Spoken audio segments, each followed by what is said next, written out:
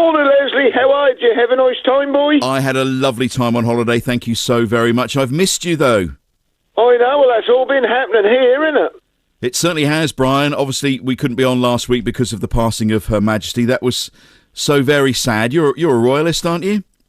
Of course I am. I mean, blast. I stand up when they play the national anthem on the TV or on the radio.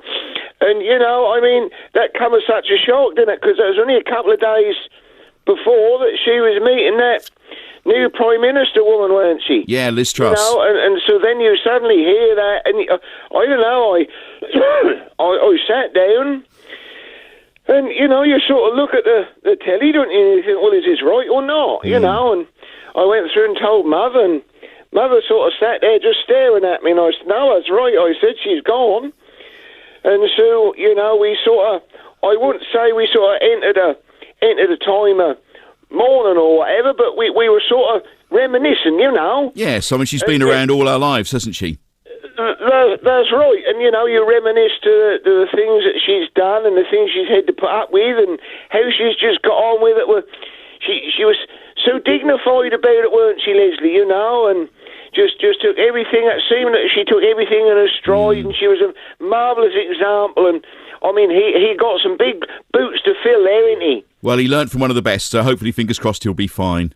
That's right, you know, because he's now King Charles, isn't he? King Charles III, yeah. King Charles III, that's right. And we watched the funeral on the telly. The girl, Rosemary, she went up and she queued for 10 hours, Leslie. Really? My goodness.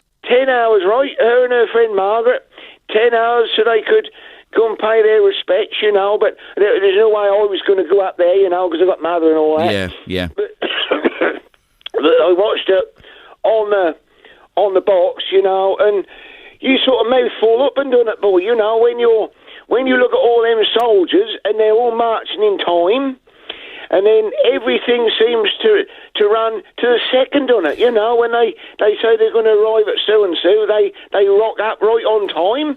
And then the other bit I couldn't get over was the ones who were lifting the coffin. Oh, weren't they amazing? That was a lead-lined coffin, that was. Yeah, that's what I was going to say to you. Is that lead-lined? Yes, lead-lined. That was heavy. The neighbour Marcus, he was saying that that's lead-lined. I said, no, it's a daft. And he said, no, he said, that is, I heard. That's what they do. And so the thing that got me, Leslie, is when you watch them, they don't just do it once, did they? They sort of had to lift her off and then lift her in and then lift her up. And then they took her down and put her back on. Then they had to lift her off and put her in and lift her up. And then they had to go up them steps, didn't they, at Windsor? Oh, my goodness, yeah. You know, so that weren't as if they were just doing it once. They must have done that half a dozen times or more. Yeah, amazing. They really were incredible. And she had a really good send-off, didn't she? Really good send-off. The flowers were lovely, weren't they, you know? Yeah. I see the pictures of them outside Sandringham. Yep. And we know one or two people here, they went up to Sandringham and have a snout, and you know, they were just everywhere, weren't they? So, you know, it's absolutely marvellous, boy. Wow, it's wonderful. What else have you been up to while I've been away? Well, I was trying to think. It's been a while, innit? You know, about a week or so ago, I started having skull aches. Oh, dear, okay. And, yeah, right across the front of my head. And Mother said, you've been having a sup at night? I said, no, I ain't. and so I tell you what that was, Leslie. Right. The girl, Rosemary, she very kindly went to get some stuff from the shop for me. Yep.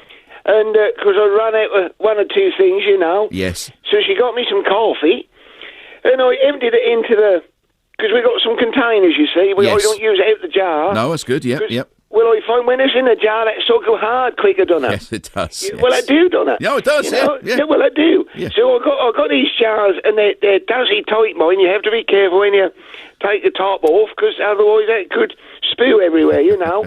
But so I put the coffee in there and hold the jar in the recycling thing outside.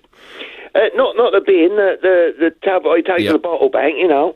And so about 3 or 4 days after, I start getting a skull ache, and I thought, the bloody hell is going on here? And so I sounded the girl, Rosemary, you see, about it, and she said, well, have you checked? Have you changed anything you're eating or drinking? I said, well, no, I ain't. So she said, well, is that the same coffee that I get for you, you see? Because I don't like it when it's too strong, Leslie. No, I know. You like it some mild. Some of this coffee actually arse up the elbows, done it, and you've got to put so much milk in. So I like the mellow stuff, Yes. But when I went out and had a look, that was decaffeinated stuff. And so you laugh, boy. And I showed the girl Rosemary. She said, "I reckon that's why you've got a skull ache in." Oh, could be. So I held that out. That's gone. And I got some normal stuff, and now my head is clearer. Well, you wouldn't think that would get you like that, would you? Well, you should try the decaffeinated. It's probably better for your blood pressure. I drink decaffeinated for my blood pressure. Do you get skull aches? No, not anymore. I did when I first started. You get withdrawal symptoms. Yeah, well, I don't want to be walking about for days on end with a skull ache, do I? So, and I don't have a lot, because I have to stop drinking coffee about 4 in the afternoon. Yes. Because otherwise I have a hell of a time sleeping at night, Leslie. Yeah, that's why you need decaf. That's why you need decaf, Brian. Is that how that works, is it? Oh, yeah. You have as much as you like then, and you'll sleep like a baby. I'm happy with what I got, right. Leslie. But hey, look, before we go, can you do me one big shout out today? I've had an email through from Lynn Cable. Could you ask Brian from Melton to wish my mum Dorothy Davey, known as Dot, a very happy birthday for Monday? She's not been very well of late, and it would make her day to have a birthday wish from Brian.